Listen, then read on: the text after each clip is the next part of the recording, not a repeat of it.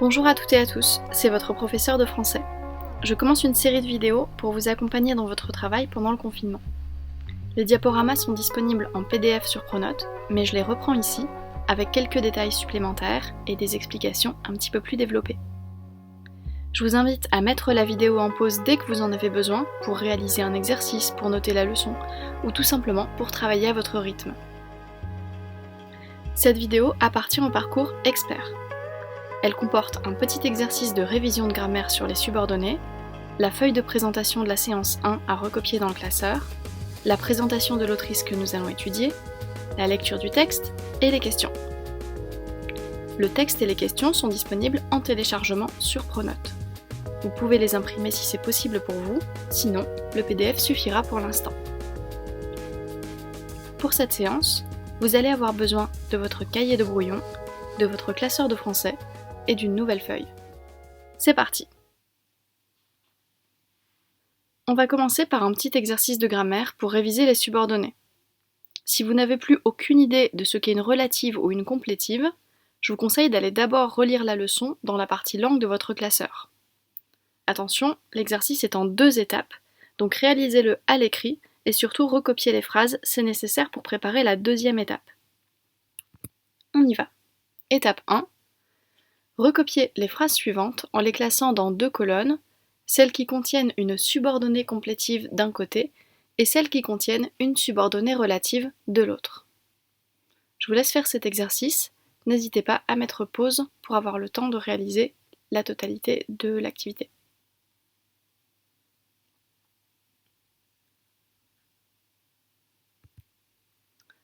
Voilà la correction de l'étape 1. Il y avait donc 5 relatives que j'ai mises dans la colonne gauche et 5 complétives que j'ai mises dans la colonne droite.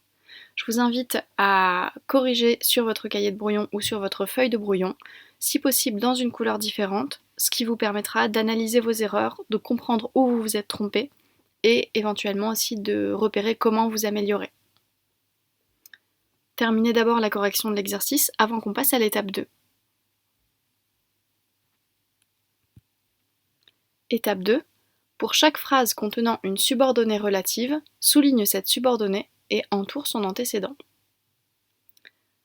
Je vous laisse également faire ça de la même façon. Donc là, normalement, vous avez déjà recopié ces phrases. Sinon, c'est le moment de les recopier. Et on y va.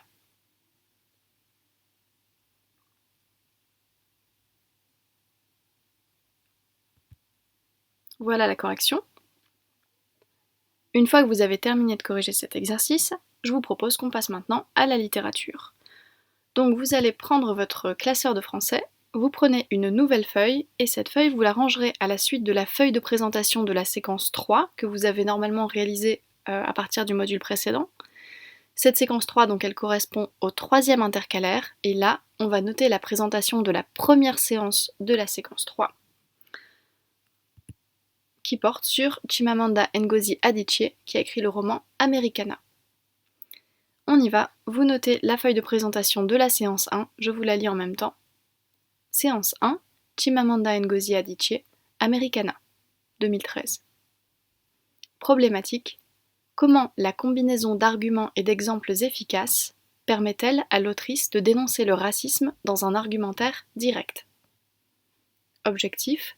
Reconnaître l'argumentation directe, discerner arguments et exemples dans un argumentaire, et identifier l'ironie. N'oubliez pas, quand je souligne un terme comme ironie ici, c'est parce que c'est une notion que vous allez devoir apprendre à définir.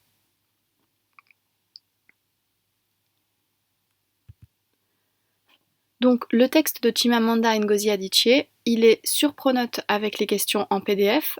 Sur les questions, vous avez le parcours apprenti et le parcours expert, vous choisirez bien celui qui vous correspond.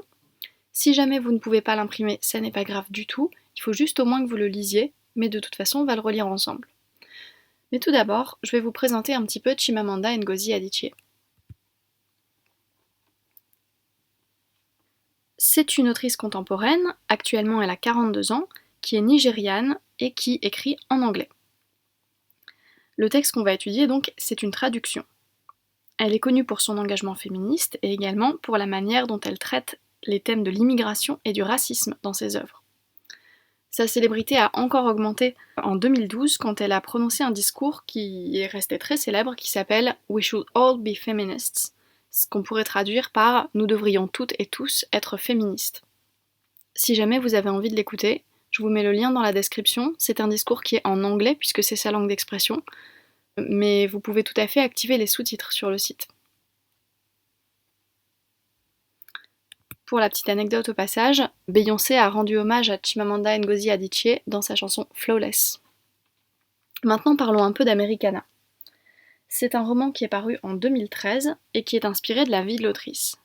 On peut donc dire que c'est un roman autobiographique, mais en fait, ça n'est pas tout à fait une autobiographie, puisqu'elle change certains détails et elle a aussi donné à son héroïne un prénom différent du sien. Elle l'a appelé Ifemelu.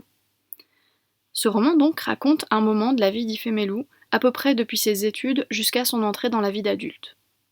Ifemelu quitte le Nigeria pour aller faire ses études aux États-Unis, et là, pour la première fois, elle prend conscience de sa couleur de peau. En fait, tant qu'elle vivait au Nigeria, le fait d'être noire ne la rendait pas minoritaire, et quand elle arrive aux États-Unis, elle s'aperçoit que les gens la traitent différemment, même les gens qui prétendent ne pas être racistes, et elle se rend compte du coup qu'elle est noire et que ça a un sens dans la société dans laquelle elle arrive. Parmi les personnes qu'elle fréquente aux États-Unis, la plupart ne comprennent même pas ce qu'elle vit, parce que ces personnes-là n'ont jamais été immigrées et ne subissent pas de racisme. Un jour, un homme blanc qu'elle fréquente remarque que le magazine Essence qu'elle lit ne comporte que des photos de femmes noires et il lui dit « Ce magazine est raciste parce qu'il ne montre aucune femme blanche ».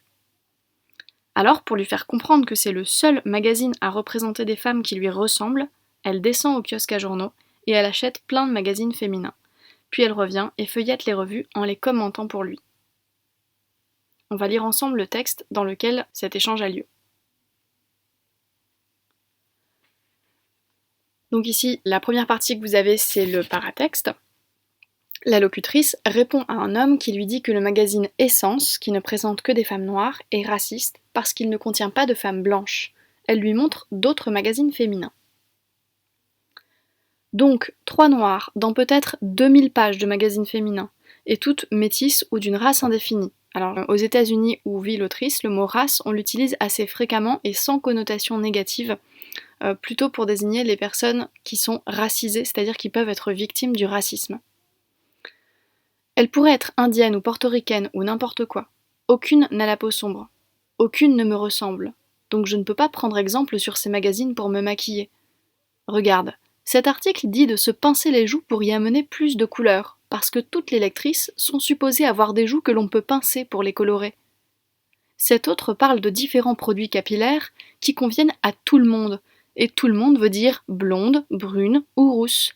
Je ne suis aucune de celles-là. Celui-là décrit les meilleurs après-shampoings, pour les cheveux lisses, ondulés ou bouclés, pas crépus. Tu vois ce qu'ils entendent par bouclé ? Je ne pourrai jamais m'en servir pour mes cheveux. Ici, il parle d'harmoniser le fard à paupières avec la couleur des yeux bleus, verts ou noisettes. Mais j'ai les yeux noirs, comment savoir quel fard me convient ? Là, ils disent que ce rouge à lèvres rose est universel, mais ils veulent dire universel à la condition d'être blanche, parce que j'aurais l'air d'une Barbie noire si j'essayais cette nuance de rose. Oh, regarde, il y a un progrès, une publicité pour un fond de teint. Il existe 7 nuances différentes pour les peaux blanches et une nuance générique couleur chocolat, mais c'est un progrès.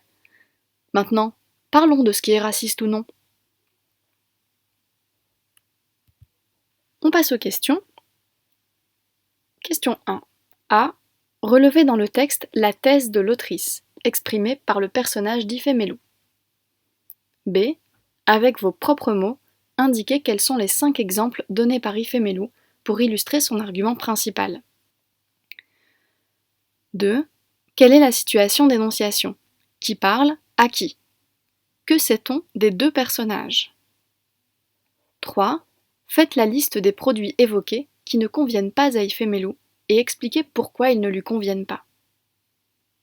4. Lorsqu'Ifemelu dit « Oh regarde, il y a un progrès », pense-t-elle réellement qu'il y a un progrès ? Comment s'appelle ce procédé ? 5. Que dénonce l'autrice à travers la question des produits de beauté ? En quoi ce problème est-il révélateur d'une question plus large ? Alors, vous allez comme d'habitude traiter ces questions d'abord au brouillon, en soignant vos réponses, en développant, en justifiant avec le texte, etc. Sur le diaporama, je n'ai pas numéroté les lignes, par contre, sur le PDF qui est sur Pronote, les lignes sont toutes numérotées. Donc je vous demande de faire ce travail pour la semaine prochaine. Encore une fois, soignez bien vos réponses, et le corrigé sera dans le prochain module. Si jamais vous avez terminé les questions et que vous avez envie d'aller un petit peu plus loin, je vous propose d'écrire un paragraphe argumentatif, vous vous souvenez, on a vu la méthode en classe, sur le sujet suivant. Chimamanda Ngozi Adichie montre que le racisme existe aussi dans les petites choses du quotidien. Trouvez des arguments et des exemples qu'elle aurait pu ajouter à son discours pour démontrer sa thèse. Et vous pouvez m'envoyer ce travail par mail. Que vous l'ayez tapé à l'ordinateur ou simplement pris en photo, mais si c'est une photo, faites attention s'il vous plaît à ce qu'elle soit nette et bien éclairée. C'est tout pour aujourd'hui, bravo pour votre travail, prenez soin de vous et bon confinement.